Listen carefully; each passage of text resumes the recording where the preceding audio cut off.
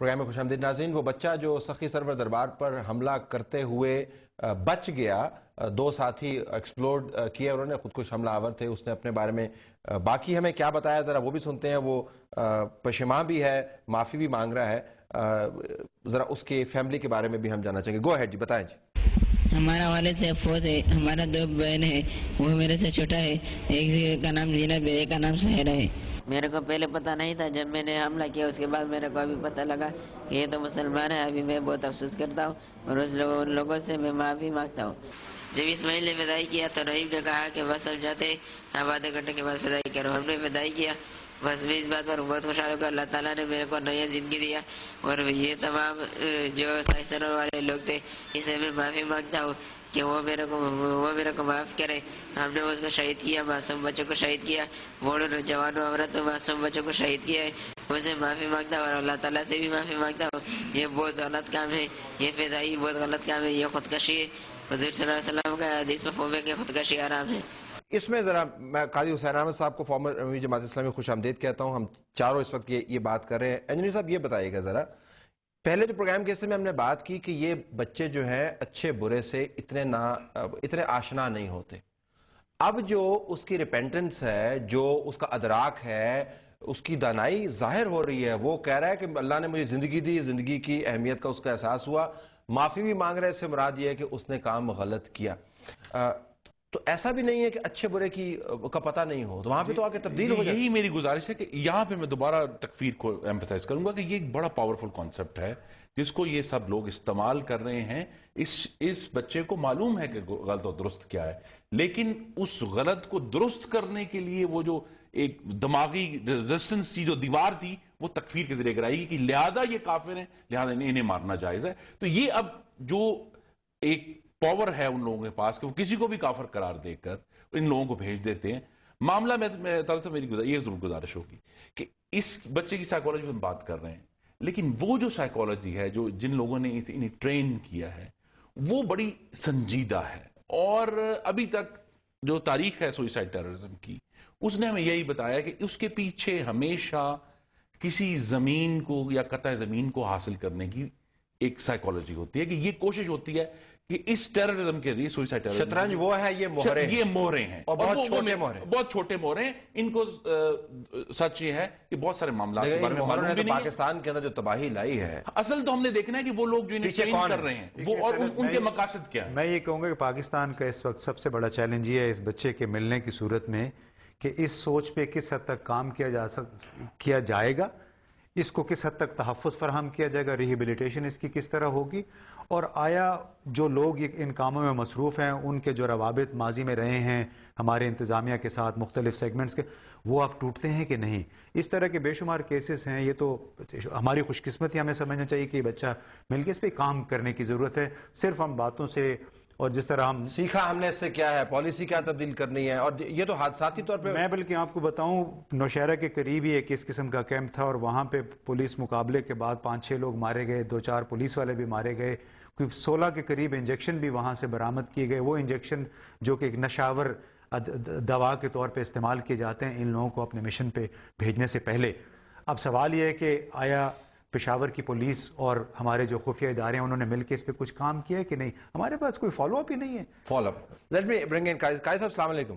وعلیکم السلام ورحمۃ اللہ. قائد صاحب یہ فرمائیے گا کہ یہ جو بچہ جس نے خودکش کرنے کی کوشش کی، ناکام ہو گیا، خود اس کے اپنے بیانات ہیں، اس سے دو چیزوں کا جو عکس ہمیں ملتا ہے. ایک عکس تو یہ ہے کہ یہ پاکستان کی اپنی سرزمین پر ہو رہا ہے. دوسرا یہ ہے کہ پاکستان کے اندر یہ لوگ موجود ہیں جو یہ کام کر رہے ہیں. تیسرا یہ ہے کہ جو ٹارگٹ سلیکشن ہے بڑی واضح ہے.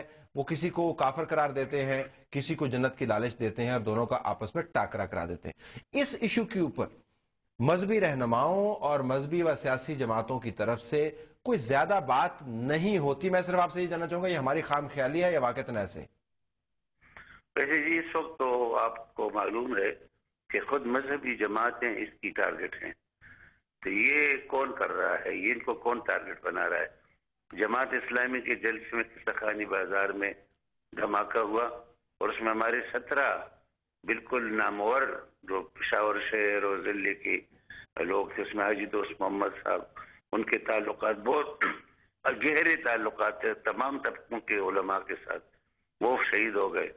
اسی طرح سے 3 ہمارے افراد ہٹ لسٹ پر ہیں جو ہمارے بالکل کریم ہے، اور ان میں سے آج صبح وہ ایک کے گھر کے سامنے ایک بہت بھاری ریموٹ کنٹرول وہ پڑا ہوا تھا، دودھ والے نے اطلاع دی اور پھر پولیس والے نے آ کر اس کو ڈیفیوز کیا، اور وہ اگر ہوتا بڑی گنجان آباد علاقے میں ہے تو وہ پورا علاقہ اس کے نتیجے میں سفر کرتا اور اڑ جاتا۔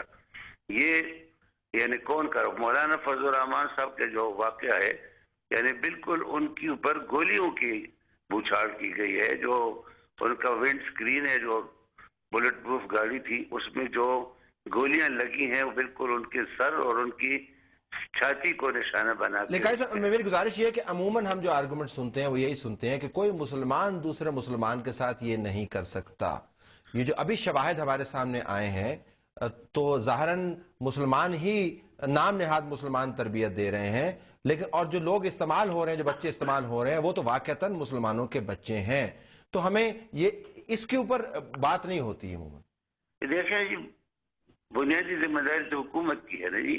اب یہ تو کوئی نہیں کہہ سکتا کہ یہ جو ہے مذہبی جماعتیں صرف کر رہی ہیں، کیونکہ مذہبی جماعتیں نشانہ بن رہی ہیں۔ جمعیت علماء اسلام اور جماعت اسلامی اس علاقے کی 2 اہم دینی جماعتیں ہیں، اور یہی 2 اہم جماعتیں ہیں۔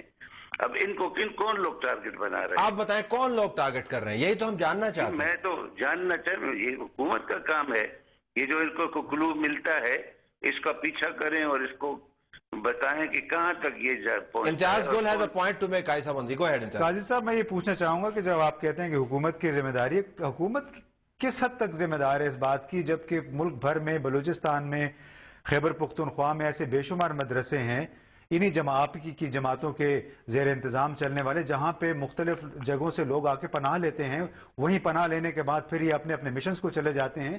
صرف حکومت کیا اس ذمہ داری ہے؟ کس حد تک نبردآزمہ ہو سکے گی یہ؟ جو بچہ پکڑا گیا ہے وہ تو کسی مذہبی یا کسی دینی مدرسے کا طالب علم نہیں ہے، تو آپ کو معلوم ہے کہ تو وہ نہیں ہے۔ تو یہ لوگ کون ہیں، کون ان کو اس طرح کی ذہنی طور پر غذا دیتا ہے، کون ان کو آمادہ کرتا ہے، اس کے پیچھے کون ہے؟ ظاہر ہے دشمن ہے نا جی۔